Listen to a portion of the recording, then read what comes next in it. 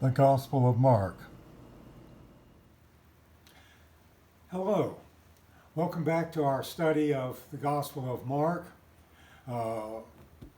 We are being brought to you by First Christian Church of Fort Thomas. This is part of our community Bible study. Hope that you have enjoyed the past episodes and will enjoy this and the further episodes down the road. We come to a significant turning point in our study of the Gospel of Mark. Geographically, we change. Our geographic location has been largely in Galilee, and last episode we made the transition from Galilee, and right now we're on the outskirts of Jerusalem. So Jesus is ready to enter into Jerusalem geographically. But we've also made some significant theological changes as we've gone through. In the last major section of the Gospel of Mark, we studied the material where the disciples in particular and the readers and listeners are gaining insight into who Jesus is, who the Messiah is. Pivotal to these this transition and increased knowledge comes with the three passion predictions. After each passion prediction, the disciples don't quite understand what's going on, and Jesus has to explain it. After the first passion prediction, the disciples don't understand that Jesus is going to die. The Messiah must die. And Jesus explains that to them. After the second prediction, the disciples know that Jesus is going to die, and they start jockeying for position as to who's going to be number one when Jesus dies.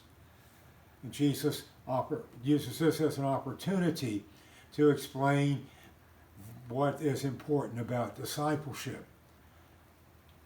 And after the third passion prediction, James and John, the two brothers, the sons of Zebedee, come and want to be next to Jesus in importance in the kingdom of God. They know Jesus is going to die. They know there's an afterlife, and they want leadership in the world to come. And Jesus uses that as an opportunity to teach what is really important in gaining roles in leadership. Today we pick up with what we in the Christian church usually refer to as the Palm Sunday event. Sometimes you'll see it identified in the scholarly literature as the triumphal entry. This is Jesus' entry into the city of Jerusalem.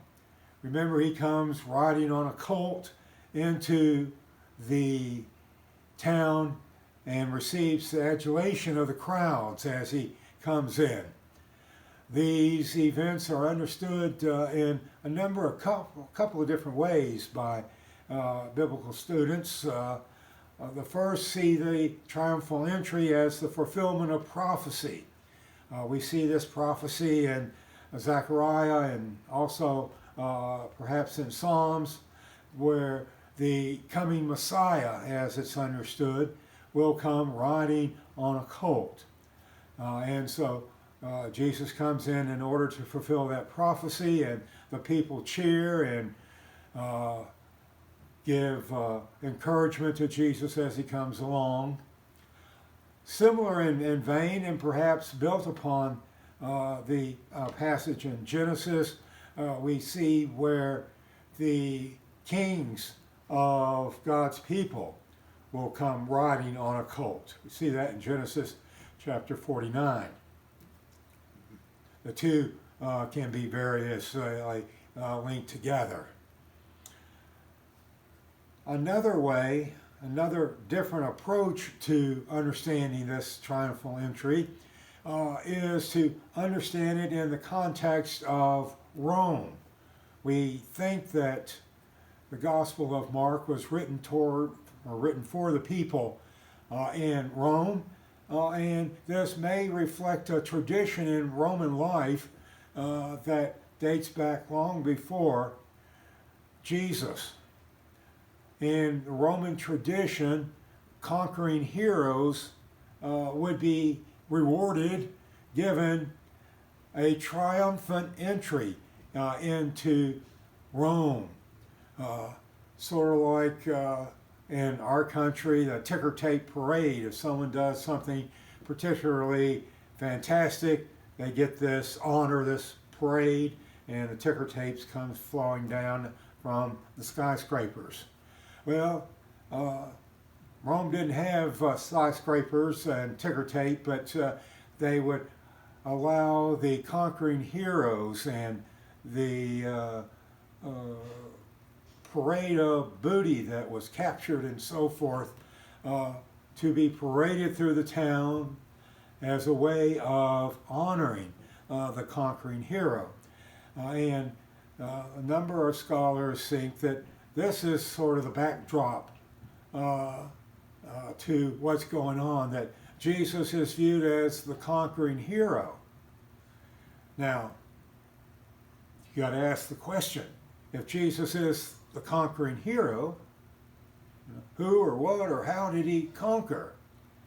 And some would argue that the miracles that Jesus has performed will give him the necessary clout to be honored with a triumph. Others, on the other hand, say, no, those are important, but the triumph is given early. It's given before Jesus does the major conquering, wins the major victory. And these scholars would argue that it's Jesus' victory over death, which comes later on in the week that we call Holy Week, but it's a reward and honor given prior to his conquering of the forces of death. The triumphal entry in the Palm Sunday event marks the entry into the last week of Jesus' earthly life, and what conspires here is of significance all around the Christian world. Well, Jesus comes into Jerusalem and he looks around, he gathers his intel, if you will, and returns to Bethany.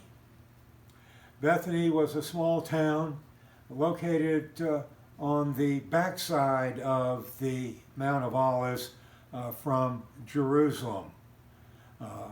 And so he was 4, 5, 6 miles, depending on which source you look at. But it was, for them, not a bad walk. For us, we might have different opinions on that. But that was where he seemed to spend his time, perhaps with Lazarus and Mary and Martha, but we don't know for sure. Well, the next day, as Jesus and the crew are going into Jerusalem, they go this 5, 6 miles, and on the way they see a fig tree that did not have any figs on it. You know, there's all sorts of speculation about naturalistic reasons why it didn't have it. Too old, it wasn't the right season, and so forth. But that's not what's really important here. I think it's the theology behind the incident that's what's really important. This is the beginning of an intercalation. Remember, an intercalation is one of those groups of passages which takes one story, divides it in half, and inserts another story or two related in between. And the interpretation of each one interprets and enhances the understanding of the other story. So this is the beginning of an intercalation. Jesus curses the fig tree, and then there's a story, and we come back, and the fig tree is dead. But the stories are two stories, both connected with the temple, that are inserted between the cursing and the discovery of the dead fig tree. The first is what has in Christian tradition been generally called Jesus' cleansing of the temple. In a lot of more modern studies, it's called a temple event because he doesn't actually cleanse the entire temple.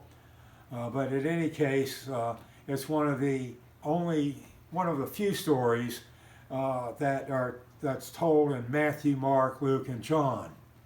There's a problem, however, when you look at all four of the Gospels on this event. Matthew, Mark, and Luke have this story at the end of Jesus' life, on Monday, if you will, before he dies on Friday. In the Gospel of John, it's way early. It's in chapter 2 of the Gospel of John, and it's one of the first things that Jesus actually does in his ministry. But we'll follow the order here in Mark and see it as an event in the last week of Jesus' life. In this event, Jesus overturns the tables of the money changers and the merchants where animals were kept for sacrifices and so forth. These were all more or less necessary activities for the functioning of the temple, especially for Jews who traveled some distance to come to the temple and worship.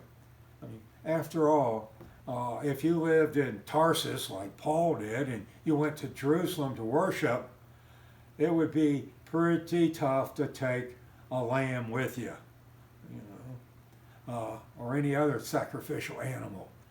So the temple priests and so forth, the Levites, would arrange for sacrificial animals to be available in the temple there for the convenience of those who had to travel. After all, the animal sacrifices were supposed to be in good health and unbruised. And can you imagine shipping an animal all the way from Tarsus and not having some sort of bruise on it and so forth? So it was a mark of convenience. Also, the Jewish laws at the time maintained that monetary contributions and so forth needed to be in Tyrrhenian silver. This was a silver that kept its value. It was never debased by lessening the silver content in it, not in the time that we're looking at anyway. So it would hold its value. That exchange rate varied with other currencies, and that's why they had money changers there. But this is an intercalation. This is the inner part where Jesus is upsetting the tables and the sacrificial system, and he proclaims that, my Father's house shall be a house of prayer for all people. combining a passage out of the prophet Isaiah and the prophet Jeremiah. So you have this temple event sandwiched in between the cursing and the discovery of the dead fig tree. The idea here is that if the temple's not bearing good fruit, it will be overturned. This was a particularly poignant passage after the destruction of the temple in the year 70, about 40 years after Jesus turned over the tables here. Early Christians, including Paul, would continue to worship at the temple until it was no more.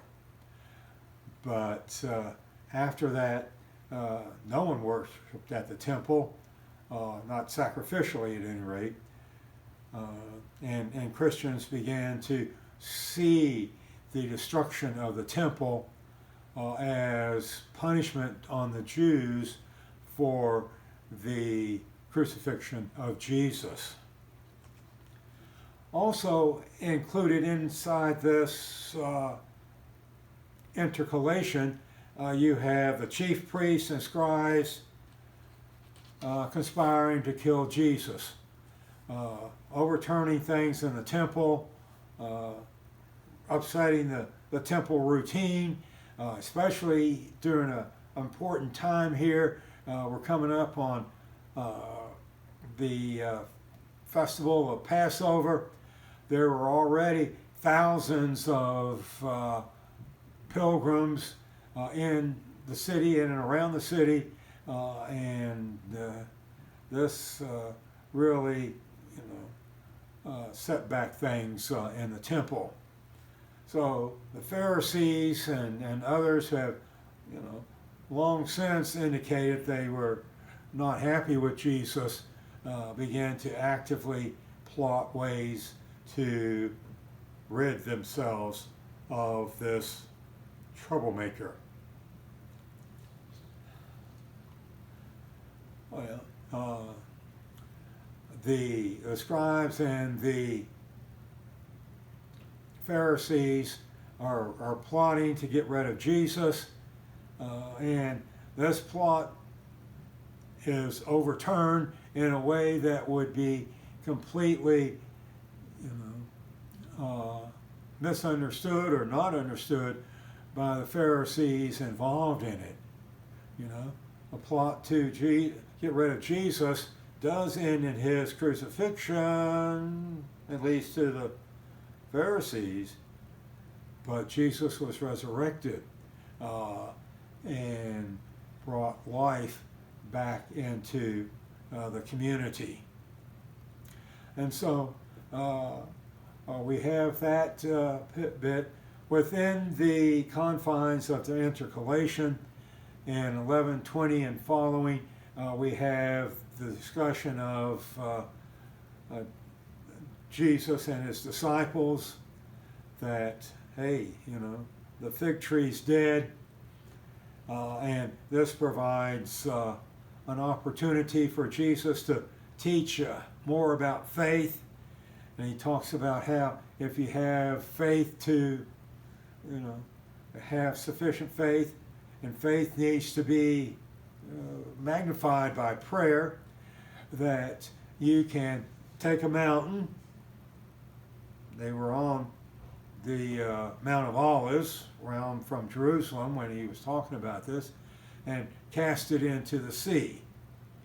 Now, which sea, we don't know, whether it was Mediterranean, and others favor the Dead Sea, but in any case, moving a mountain and putting it in the sea would be a lot of work. But Jesus is arguing that you can do it, and your prayers will be answered.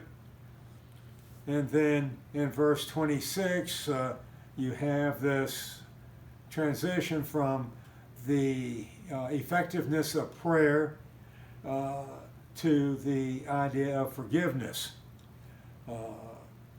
Forgiveness, like it is in the Lord's Prayer, the Our Father, is conditional. That God's forgiveness of us is dependent upon our forgiveness of others.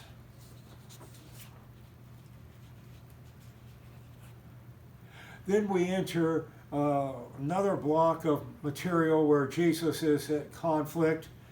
Back in chapter 2 and 3, we saw where Jesus was in conflict. And here again, Jesus is in conflict with Jewish authorities. There's a difference. In chapters 2 and 3, the conflicts involved around behavior, how Jesus and his disciples were behaving. In chapter 11 here and 12, the conflict involves about what Jesus was teaching, the content of his faith, his content of his teaching. As we go through these 6 questions that come before Jesus, we need to look at, first of all, who's asking the questions? And then, how is Jesus answering them? Because who asks the question is usually important here. Now, the first question is, where does Jesus get his authority? This is a question that was phrased earlier, back in chapter 1. Who is this who teaches with such authority? Where does Jesus get his authority? And the chief priests, scribes, and elders, so you have the leaders of what we might call the leadership of the country, the establishment, the powers that be, coming to Jesus in the temple where he's teaching and asking him, where do you get your authority? Do you have a license to do this? Do you have a degree? Where do you get your authority? And Jesus scratched his head, I guess, maybe, and came up with a question for them. Tell me, where did John the Baptizer, where did John the Baptist get his authority from? And the chief priests and the scribes and the elders put their heads together and say, if we say John got his authority from God,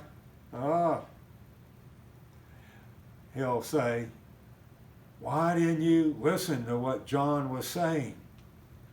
But if we say, John got his authority from human beings or didn't have any authority, then the people would get really mad at us and ignore us. So, like a lot of teenagers who respond to their parents, I don't know. This is what the leaders of the country said to Jesus. We don't know. It's beyond us. And Jesus then insisted that he wouldn't tell them where he got his authority. Question number 2, becomes what is the nature of leadership, and later on it evolves into what is the relationship between Jews and Christians. This is the parable of the wicked husbandman.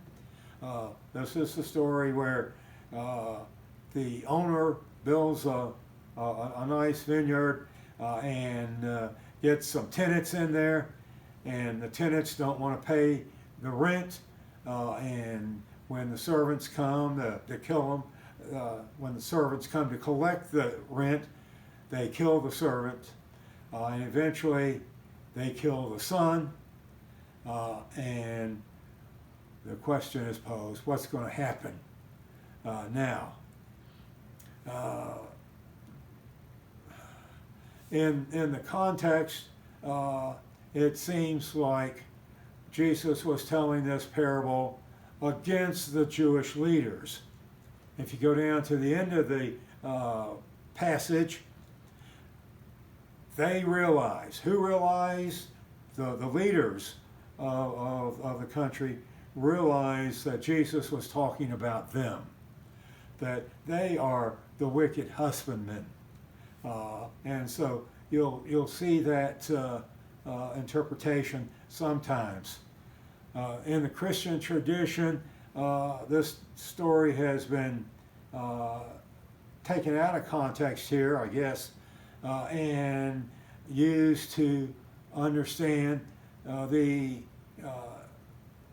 reason for the Christian church, and in many ways what's called the transfer of God's people from the Jews to the Christians. This would be particularly important after the year 70, when the temple was actually destroyed. There it was seen as God's punishment on the Jews, and the transfer of the mantle of God's people from Jews to Christians. However, in the earliest interpretations, it seems to be simply a matter of the rejection of the Jewish leadership at that time. In this passage, however, we have a reference to Psalm 118. In that psalm, we read where the rejected stone has become the keystone, has become the most important stone. And that rejected keystone is understood to be Jesus.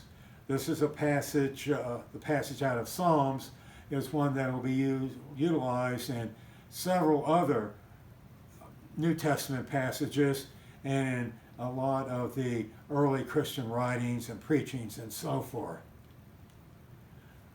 Jesus was rejected and yet became important. The third question, why pay taxes to Caesar? The ancient people of Judah, the people of Jesus' day, didn't like to pay taxes any more than our people do today, by and large. And they had more reason.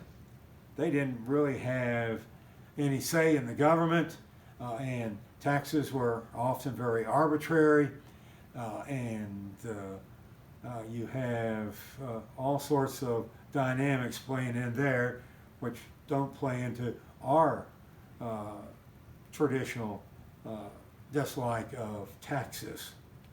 But note who comes here. It's the Pharisees and the Herodians. Now, the Herodians are only mentioned in two different episodes in Mark. One time in Matthew, which and the passage in Matthew is the one that parallels this discussion right here in Mark. So we don't know a whole lot about the Herodians. You know, we think, probably logically and with some justification, I think, that the Herodians were the people who were closely associated with Herod and Herod's family. That may even precede Herod himself, because he inherited his title, so to speak, from his father and passed it on to sons and so forth. So we think they were more a political party than a religious group, and so that may be why they're put in with this question. It's basically a political question. Why pay taxes to Caesar?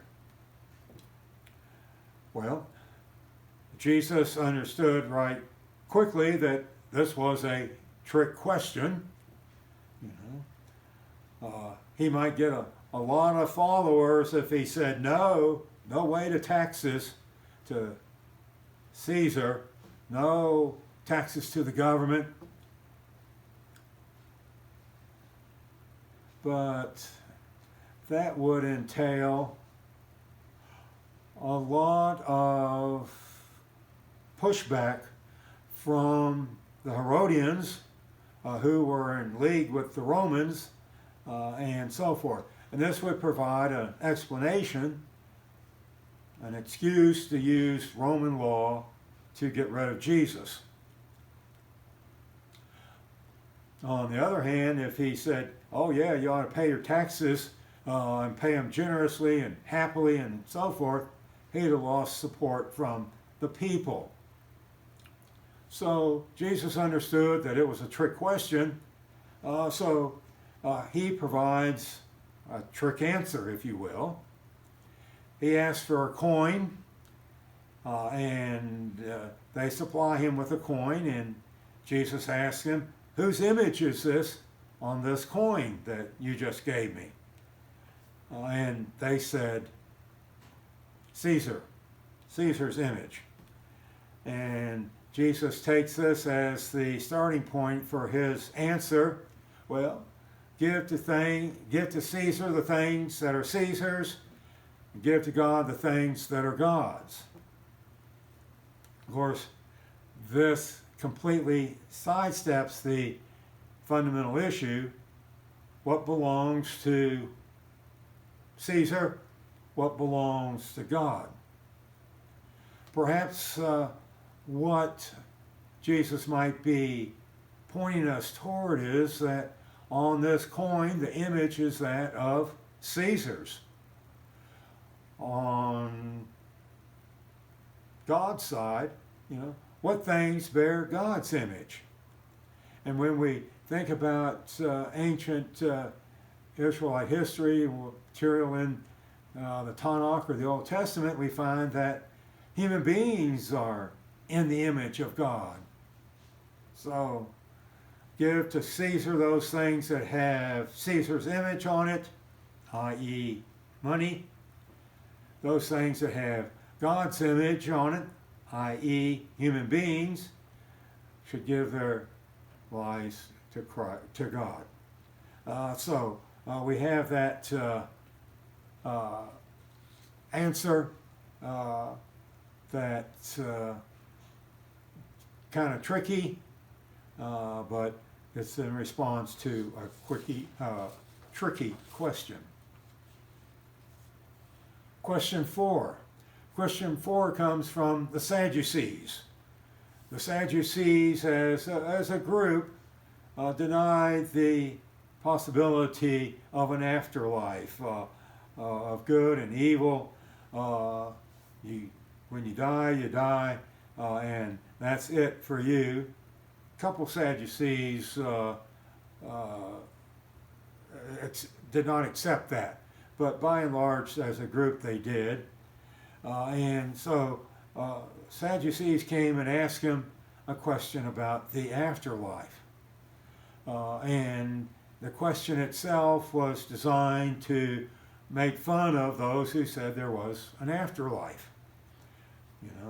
In this world, woman marries a man, and he dies, and she marries his brother, and so forth. She's married 7 times. You'd think that the brothers would learn a lesson here and avoid her like the plague, but nonetheless, they keep marrying her and keep dying off. And then the Sadducees ask, whose wife is she going to be in the afterlife? And so Jesus has to explain what the afterlife is like to them. There will be no marriage in the afterlife. People will be like angels and will not live as husband and wives. They will not marry. there'll be no marriage. That's a prospect that many Christians are not comfortable with, but that's the teaching here. Be like angels. Question 5 comes, which is the greatest commandment? We have a very unusual scribe who comes and asks this question. He is the only one that's really singled out and given positive representation in the Gospel of Mark. He comes and asks Jesus. He hangs around and listens to what Jesus is teaching, and he kind of likes it, and he asks Jesus, what is the greatest commandment? Now, this was very common among the teachers and rabbis and religious leaders, religious teachers in Jesus' day. By this time, the material in the teachings of the Pharisees and of the Tanakh, or the Old Testament, had been examined and taught that there were over 600 different mitzvahs or laws or rules or teachings or precepts that the Jews needed to follow. Now, that was a lot to commit to memory and to keep in your brains and go through life. And so a number of the teachers developed, sort of reductionist or shorthand ways of, bringing a lot of groups of laws and rules and precepts together so that they would be easier for people to remember. And so the scribe asked Jesus, what is the greatest commandment? And Jesus actually responds, has 3 parts. The first is to love the Lord, and this comes out of Deuteronomy chapter 6, verse 4, and some other material is put with this and becomes the basic doctrinal statement in Judaism. Hear, O Israel, the Lord our God, the Lord is one.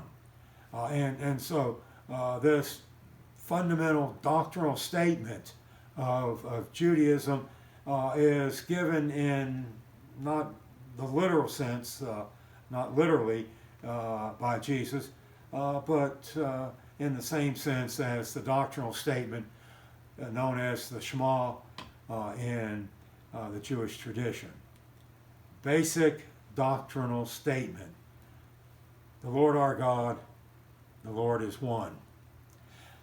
And then you have the second part of Jesus' response, love God with all your ability. This follows in the next verse in Deuteronomy. The foundation of the Shema is Deuteronomy 6:4. This love God with all your ability comes out of Deuteronomy chapter 6, verse 5. And then the third part of Jesus' response, love your neighbor as yourself. This comes out of Leviticus 19. And these are the 3 parts of Jesus' answer to the scribe. And then Mark does something very unusual. He allows the scribe to repeat in his own words what Jesus has just said. Okay. Now, writing material was very costly and very expensive, so you didn't usually try to duplicate things unless they were really important. And so you get this idea that the scribe really has grasped onto the important teachings of Jesus. And then the scribes go on to add that these teachings are more important than the sacrificial system. Here they are in the temple itself, on temple grounds. They were not indoors within the temple, but it was an open air area where they were teaching and learning. And he's condemning, or maybe not condemning, but at least making secondary the sacrificial system. Well, we don't know what happened to this unnamed scribe. He may or may not have become a believer in Jesus, but we don't know. Don't know what happened. Well, after this, no one would dare question Jesus, but we do have question number 6, and it comes from Jesus himself. How can the Messiah be David's son? If the Messiah is descendant from David, in traditional Jewish thinking, the Father is always greater than the Son. So if Jesus, or anyone who claims to be Messiah, is the son of David, they must be less than David. And Jesus points to Psalm 110 as he responds to his own question. This psalm has a phrase in it that's, in the English translations, it's difficult to see what's going on here.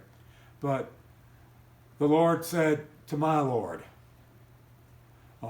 And so you have these two different words from the Hebrew and Greek that are translated into Lord. If you have a Bible, you look at that passage, and the first occasion of the Lord is spelt with all capital letters, L-O-R-D, all in capital letters, and the O-R-D is printed in a little smaller font. Kind of tricky to look at and catch unless you know something about it. The other Lord is just spelled out normally. And so you might want to translate that somewhat differently. My Lord, my God, or might use the Hebrew itself, or what we think is the Hebrew is Yahweh, or Jehovah, as some would pronounce the consonants. Jehovah says to my earthly master, and that is how Jesus explains how the son of David can become greater than David. And that will be a passage of some importance in the early church as well. Those are the conflicts. There are 6 of them. They ask different questions from different people, including the last from Jesus himself. And then Jesus responds. We close with 2 examples of importance as Jesus winds up his public teaching in the book of Mark. The first is Jesus giving a negative example about how to live. He warns his followers not to follow the example of the scribes and the Pharisees. So get warning against living like they do. And Jesus gives a number of negative things that they do. They're puffed up, conceited. They think they're better than other folks. They want special attention paid to them, special recognition, and all the while that they are living this kind of a publicly exalted life, they're doing things that are not right. Specifically mentioned, they devour widows' houses. You know, widows were one of the very vulnerable, powerless people in this time in society, and they're taking away their place of living and making them homeless at an age when they're very, very vulnerable. And so this story about the teaching about the scribes and their unethical way or immoral way of making money leads into the next story, the story of the widow's mite. She might have been one of the people, we don't know, that the Pharisees took her home. We don't know. But she comes into the temple and puts in 2 copper coins.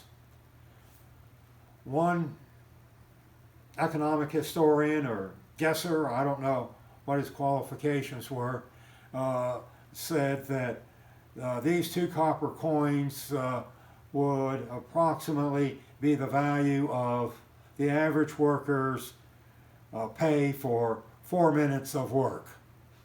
Whether it's 4 or 8 or whoever minutes, it wasn't very much. And she gave it all, her last 2 copper coins, to God. So she stands in contrast with the scribes immediately before her, who were more interested in taking people's money than contributing to God's temple. But she also stands in contrast to the earlier story that we call the rich young ruler. How, he couldn't follow God, couldn't follow Jesus because his money just kept him away. But money doesn't keep her away. She gives her last 2 copper coins. And perhaps this positive example, this unnamed woman who set such a wonderful example for Christians and others throughout the ages, perhaps she in some way prefigures Christ's sacrifice. She gave up everything in terms of material wealth that she had. Jesus gave up not only his material wealth, but his life. So perhaps she is what in literature would be called a Christ figure. She gave up for others. She gave of her necessities. She gave up all that she had to live on for others. It's a challenging ending to these stories, these teachings that we find in the Gospel of Mark. In our next episode, we'll pick up with the longest block of sermonic material in the Gospel of Mark, a sermon delivered mainly to his disciples. We'll pick this up next week. Thank you. God bless you.